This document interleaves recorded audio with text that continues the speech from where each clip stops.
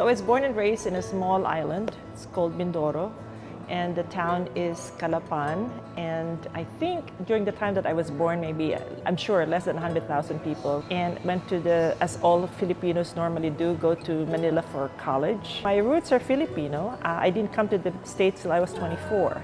I went to a parochial school called Holy Infant Academy, and then I finished my accounting and my certification in public accountancy at St. Teresa's College. I don't mean to be political, but it was the time when the Marcos regime was in full gear, and my parents thought it would be wise for all of us to get visas to the States. And then I got married a little early, or got married out of college, and my husband and I looked at each other like, what are we gonna do now? I said, let's go to the States.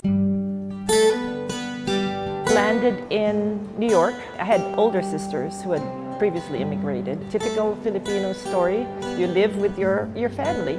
My sisters told me this is how you get a job in New York. You pick up the New York Times, you circle everything that you think may be interested, you go to the Port Authority with a pocket full of dimes, you call all the companies, and you dress for an interview so that when they ask you, can you come, you're like, yeah, I could be there in half an hour. And that's how I got my first job in American Express, no less. Teresa or Terry climbed the corporate ladder in American Express, starting out as a senior accountant. Like many new immigrants, she learned many lessons along the way. The first thing that really hits you is like, oh, I thought I spoke good English. No, you have an accent. And some of the colloquialism you don't pick up, right? So you don't say what. You say, excuse me. So all of those languages you had to learn to kind of fit in. And the other thing is you're taught in the Philippines to not speak when you're not spoken to. And here, I remember my first evaluations were all about, you need to learn how to be assertive.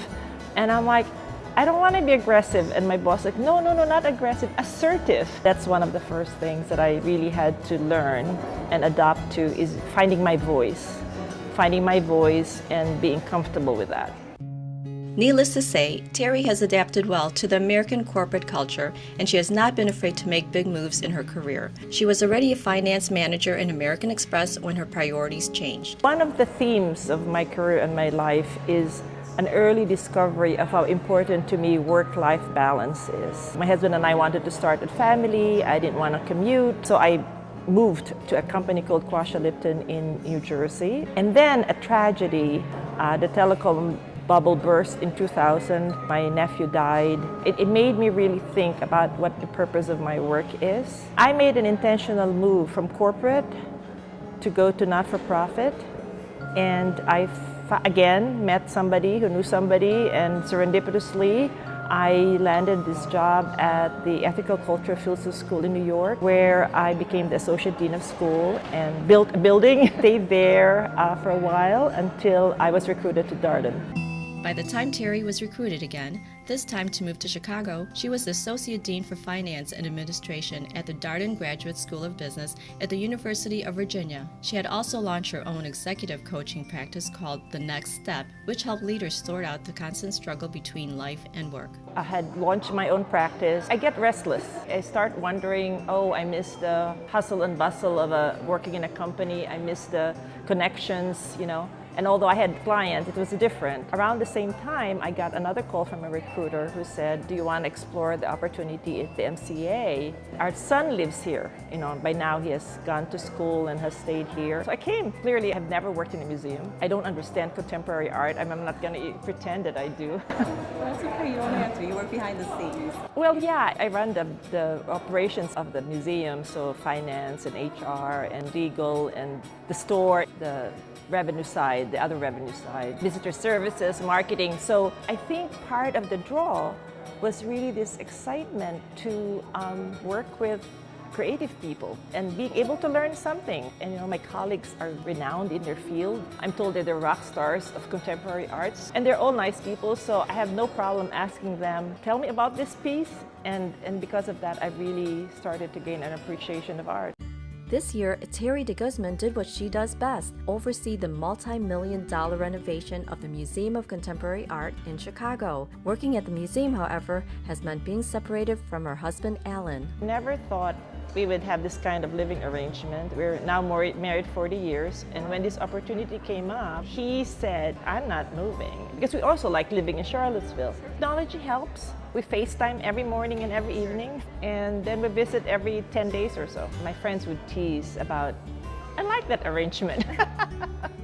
There are days, of course, when you walk into your apartment or he walks to the house, and part of getting married is forever is you have that companion, right? Yeah. That you don't have to really talk to each other or make a big fuss about there. You just know that somebody's there, yeah. And that's hard. The fact that one of Terry's children, her son Philip, is also already based in Chicago makes the distance more tolerable. And being a mother to him and only daughter Alexandra is a role Terry takes very seriously. Somebody asked me once, how would you describe yourself? The first word that comes up is mother. I'm a mother. We have 2 grown children. I love them dearly. We're very proud of them. About 10,000 students from Chicago's public schools visit the Museum of Contemporary Art every year, so every day, young people are learning about art and its relevance to life. This educational aspect of her work is something that Terry Samala de Guzman has valued, even during her days in the East Coast. I really didn't sit around as a little child thinking that I want to be a financial expert or a CPA when I grow up. I just got into it. But I have built a successful career around it, and I thought, well, it matters, right? The fact that so it must matter. And then I look around, people who have no idea about finances, no idea. And to me, it has become second nature.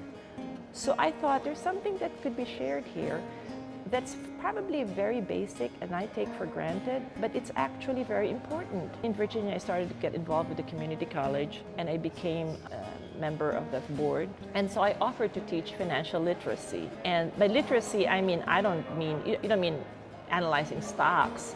It's just knowing, I call it knowing how to live within your means. And then I had also the opportunity while doing so to teach in the women's prison system in Virginia. And that was fascinating. In my bedroom is a framed thank you note from one of the inmates about how this was a real difference maker for her. I incorporated a lot of my global leadership and financial literacy in my course, and so one of my final paper that I required of them was a business plan on their dream project. If they got out of jail, what is the business and what is the plan? Because research has shown that there's a tendency for people who've been incarcerated to fall back into the system because A, they don't have much chance of employment, right? And so one of the things that would encourage them or will really sustain their ability to stay out of prison is to establish their own business. And I think because of that, there was this sort of awakening of dreams that they haven't thought about that could be possible. Aside from helping people pursue their dreams through financial literacy, Terry, the young girl from Mindoro who is now COO of Chicago's Museum of Contemporary Art, is also finding fulfillment in guiding those who are standing on crossroads. A dear nun friend of mine, she's like my spiritual counselor, if you will. And I have this restless search for purpose, right? So every time I consult with her, maybe I'm in a kind of place where I'm like, what am I doing? What does it mean, right? She taught me to utter a very simple prayer. And the prayer is, here I am, just here I am. And I think that's really like what opens up the possibilities. I think that faith, the deep faith that you could trust and you could open yourself to, not naively, I'm not naive in any way, but I'm just saying, but that true, authentic ability to trust your instincts and know that whatever happens, you'll find resiliency is key to really kind of discovering what the next step is. I read somewhere that real humility and respect is thinking that no one is better than anybody else. So just keeping that perspective alive and honoring it, I think we all could make that kind of difference.